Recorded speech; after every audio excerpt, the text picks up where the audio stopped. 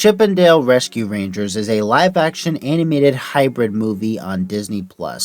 When I first saw the trailers for this movie, I got immediate Space Jam 2 vibes, because it seemed like this movie wasn't going to focus on the story, and its main selling point would be, look at how many references I can spot in this feature film! And I was happy to see that a lot of people started using their heads when they saw the trailers. But unlike Space Jam 2, a movie that got a lot of justified hate from people when it came out, Chip and Dale happens to be somewhat liked by people.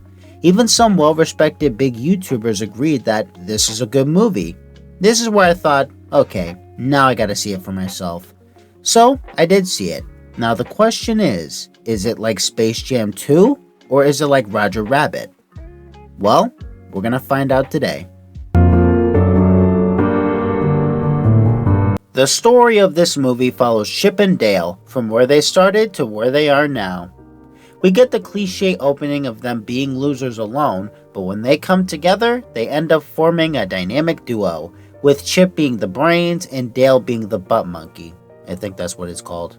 After performing in commercials and playing background characters in other TV shows, eventually they would get their own show, Chip and Dale Rescue Rangers. Okay, hold on a minute. Oh shit, it's an actual show.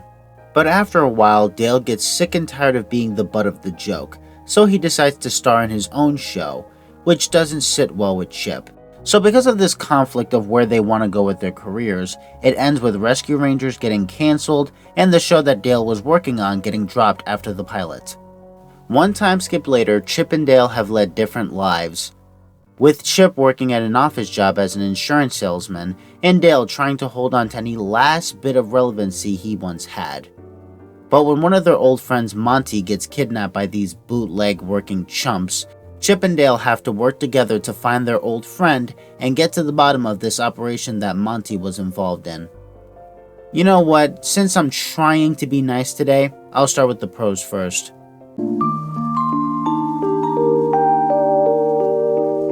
Okay, my prediction for this movie was that I thought it was going to be a nostalgia bait movie, showing all these different characters and not focusing on the story at hand.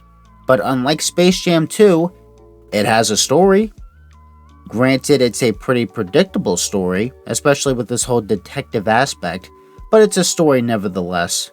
I thought the first couple of jokes were funny, the first couple of Easter eggs were pretty nice and cleverly hidden, and I will give credit that this movie doesn't take itself too seriously. It seems like the directors and the writers embrace that what they're working on is stupid, so they decide, fuck it, let's have fun with it. I thought the animation was nice enough, especially with all these different styles blending together. Reminds me of the Amazing World of Gumball, except Gumball does it way better.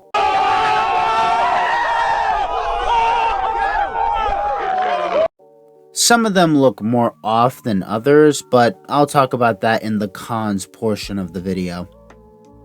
I did like some of the ideas in this movie, like the villains kidnapping the veteran cartoon characters that don't pay off their debt and use them to star in bootleg knockoff Disney movies, which I thought it was pretty cool. That was a pretty neat idea. They show off Ugly Sonic, which is perfect because now we get to see what the character model would look like in full display. And needless to say, yeah, it's nightmare bait.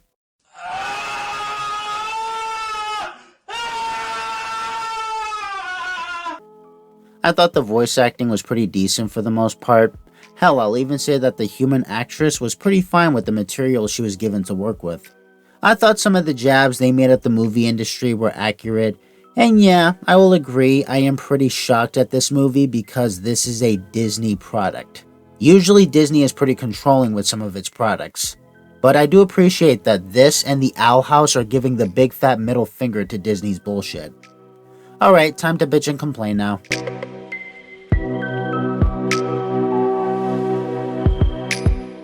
Although I do like the fact that they attempted to tell a story, the story itself is rather predictable.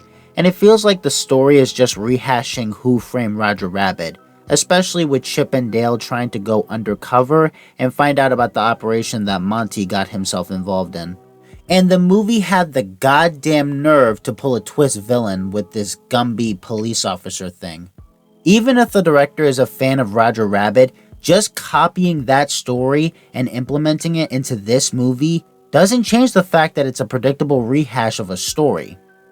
I also think the humor is a little repetitive, as the jokes consist of, "Oh my god, I can't believe Disney did that," or "Oh my god, Disney would never do something like this." And the self-deprecating humor gets old really fucking fast, because after a while you see these jokes coming from a mile away. And there are some cameos from characters that are not in Disney's range. And when I first saw them, I'm like, okay, I don't think Disney owns that company.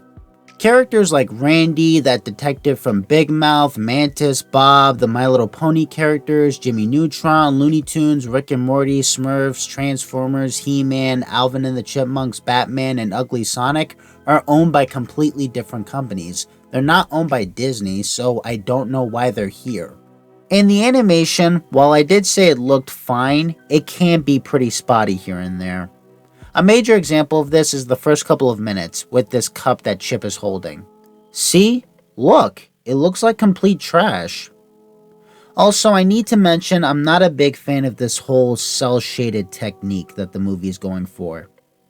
Like, is it really hard to do 2D animation again? Obviously not, since there's 2D animation in the movie itself. So why couldn't you make Chip 2D animated? And even when I say that, the 2D animation in this movie isn't all that great either. Like, you couldn't get decent animators to work on this? Like, get some of the animators from the Owl House to work on this movie. Because there are moments in that show where the animation looks impressively smooth. But the 2D animation in this movie looks all choppy and cheap. Fucking Space Jam 2's animation looks better than this crap. I guess they couldn't do 2D animation properly because they don't have enough money or something, I don't know. There's a stupid rap number in here. There's needless product placement in a Disney movie. And I didn't know this, but apparently this Peter Pan, or Sweet Pete's life, mirrors his original voice actor's life. And let's just say that the internet really didn't like that at all. And when I first saw this on Twitter, I was like, so? Who really cares? Disney simply doesn't give a shit, and I doubt you people give a shit either. I bet you guys are just bringing attention to this so you can get some followers on your Twitter accounts. And I bet after you got all those retweets and likes and all that attention, you guys are going to watch some more Disney movies on your Disney Plus accounts. You drone Disney sucking motherfucker. So those are my criticisms. Now to answer my previous question. So the question I asked at the beginning of the video was, is this Space Jam 2 or Roger Rabbit? It's in the middle. Yep, it's a middle of the road movie. Now you're probably wondering why I'm giving a disinterested, monotone voice throughout the entire video. Well, it's simply because... But I don't care anymore. I don't fucking care. Yeah, I simply don't care about movies like this anymore. Get ready, because I'm gonna rant. I'm sick and tired of movies that rely on people's nostalgia and going as far as inviting other properties into one movie to get people to watch it. It's slimy corporate bullshit at its core. And granted, this isn't as bad as Space Jam 2, but hell, you can make the most average film imaginable look better than that trash. Looking at you, Illumination. And if this was meant to be a sequel to Roger Rabbit, then it pales in comparison to its predecessor. Who Framed Roger Rabbit came out in 1988, and everything about that movie is still perfect. From its animation to its story, it's aged fine like wine.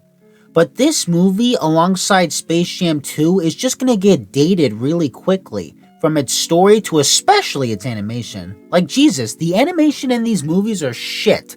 Like, how is it that a movie that came out in 1988 still looks better and crisp than the technology that you guys use in these movies that are up to date? Like, what the... Come on, man. Jesus Christ. I'm sorry for ranting, you guys. I just really needed to get that off my chest because movies like this piss me off to my core. And I feel like the reason why people are praising this and not shitting all over it as much as they did with Space Jam 2 is because it could have been so much worse. That's basically it. So in conclusion, this is no Space Jam 2, but it certainly isn't no Roger Rabbit. Like, the fact that people are saying that this is like Roger Rabbit or this is a Roger Rabbit sequel is completely disrespectful to the original movie. Don't you dare compare that movie to this piece of garbage. Don't even think about that. Jesus Christ. Look, if you guys want to praise mediocrity, that's fine. Just don't sink your noses at me for not jumping on the bandwagon. If I want to see a bunch of characters coming together, again, I'll watch something like Roger Rabbit that does it a shit ton better. So, if you guys have seen Chip and Dale Rescue Rangers, tell me what you guys think about it. Do you like it? Do you hate it? Tell me in the comment section below. Now, if you don't mind, I'm going to listen to the Chip and Dale Rescue Rangers remix. Peace. Is there anybody that listens to Seth Rogen's laugh and doesn't want to commit society? Like, why would you put that at the end of the trailer?